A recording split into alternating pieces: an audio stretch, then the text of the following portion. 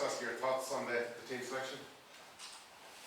Well, it's pretty similar, isn't it? Which is a good thing, which means we're healthy enough, you know. So, bit of continuity in being together for 12 days before the first game, and then a few sore bodies after the game, like it always is. First game up in the Six Nations, but that continuity gives us a nice balance to go forward with this week. There was a question mark about Conor Murray's participation. Can you tell us about his situation and if you think he's going to be okay to start? Oh, he's good. He's good to go. Yeah, in good spirits, and yeah, for personal reasons, I'd like to keep that as it is. And just in terms of the game itself, you talk a lot about the atmosphere here, being at home and the crowd, and for such a crucial game. How important is that the atmosphere is right, that the crowd is up for the game on Saturday? Well, yeah, they're definitely going to be up for it, aren't they? Everyone's looking forward to this. I mean, we've had half a day off today. I've been walking around Sandymount there, and everyone's pumped in Sandymount. It's, you know, I wish I was going to the game, walking down to the game with my mates or family, you know, with the kids, because this is the type of game that everyone wants to be part of, you know. And yeah, home advantage has to be a weapon for us, doesn't it? I think we've all got a responsibility for that. Andy, how much does the blow of Dan Sheehan disrupt things for you as a coach and for the whole coaching team tactically? Disrupt? It's not nice for Dan. Obviously, he's a fantastic player at the top of his form, isn't he? You know, so anyone, I suppose, would miss a player in that type of form of what Dan's in at this moment in time. But at the same time, I sound like a broken record at this moment in time. You know, he's great. He's great in the sense that this is exactly what's going to happen down the track in the World Cup. You know, international rugby is only going to get bigger and better, and so therefore it's always going to be about the squad. When you get to the World Cup, you've a smaller squad. You know, there's a 12-day turnaround there, as far as, and rightly so, as far as concussions concerned, HIAs, etc. So you're always going to be numbers down, and you've got to be able to roll with the punches as far as that's concerned. So we're happy with how our squad is developing, pushing each other, competing against each other, and Rob has been always added to our performance. Let's put it that way, you know. So I also think that he can do a good job in this type of game for us as well. For the other injury blows, is there anyone that was close? I know Ty Furlong was he nearly there? I know he had a calf issue and he was out on the pitch the last day. Was he close to maybe playing this weekend? No. Anyone else that was close? Jordan has progressed really well and done most of the training this week as well. And just for you personally, facing France, since you came in, you faced them 3 times, 3 losses. How much personally would you like to get a victory over the French? Me, I love the way that the French play, so I have nothing personal against the French, you know. But it's another big game, isn't it? It's another big game that we're playing at home, and you know, there's extra spice out there because of what everyone knows. You know, 2 good teams going at it, but it's the second game of the Six Nations, and the other 3 after this one are going to be just as important. Thanks, Andy. And if you look at some of the times Ireland have beat back over the last 20 years, maybe it wasn't the French team at the peak of their powers. These are the Grand Slam champions. How significant do you think a victory tomorrow, given how good France are would be for Ireland? I think they're a fantastic team. You know, I was actually speaking to Fabien Galtier at the launch. You know, I've congratulated him on what was. It wasn't just an unbelievable year for him, was it? I mean, he couldn't have done any better.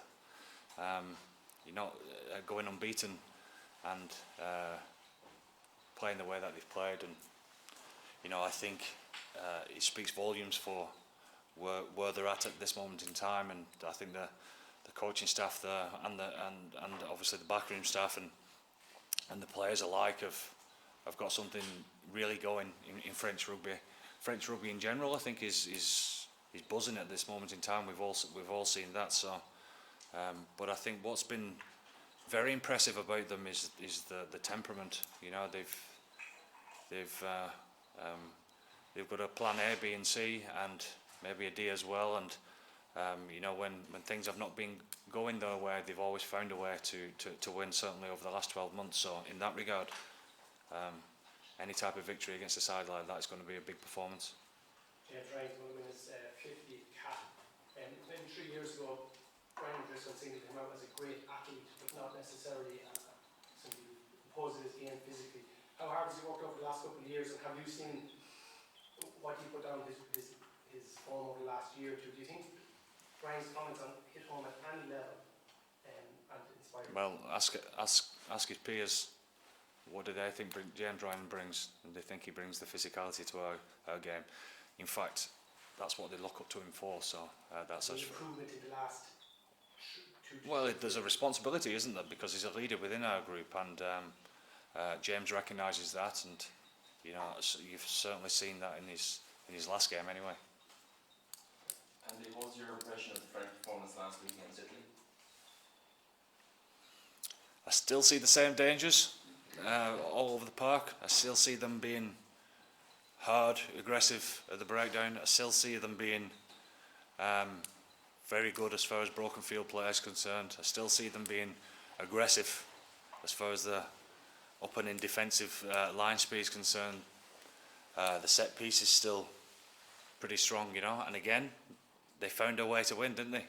They found a way to win. So we know that after the first game, we expect ourselves to be better, and I'm sure that they will be as well. So we both know the magnitude of the game, so therefore I expect France to be at the best. One of the most impressive aspects of their game is that Sean Edwards came on board with their line speed. How do you counteract that tomorrow? By playing our own game, making sure that we courageous enough to take our game towards them and ask them questions of their defence, and that's the only mindset that you can have, and that's got to be for an 80-minute performance, because to be able to break them down is pretty difficult, but we've got to believe that we can. And you'll come up tactically against your own William teammate Sean Edwards, and of course we now have Kevin Sinfield and Mike Forshaw. Those team of coaches from a rugby elite background, what impact do you think all you guys have in coaching in rugby union? It's a good question, you know, because there's something in the water there, isn't there? There's a theme that goes with that. So you know, you have to look deep into it to try and understand it. And I don't know. I think defensive formats in rugby league have been a must for years and years, you know. And I think rugby union going professional a little bit later than that, and you know, rugby league is probably. There's a real heightened sense of awareness as far as defence is concerned. In fact, if you're a good defensive side, you're looked upon in a better light really than a good attacking side. So defence always wins games, you know. The attack is always by how much. So I think it's just the pressures that they've come through and how much it means to them that's brought it through in their own coaching, you know, and their own personalities put to that is something that's obviously helping them along in their careers as well.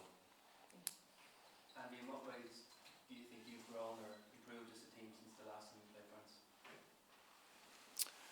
Well, we'll see tomorrow.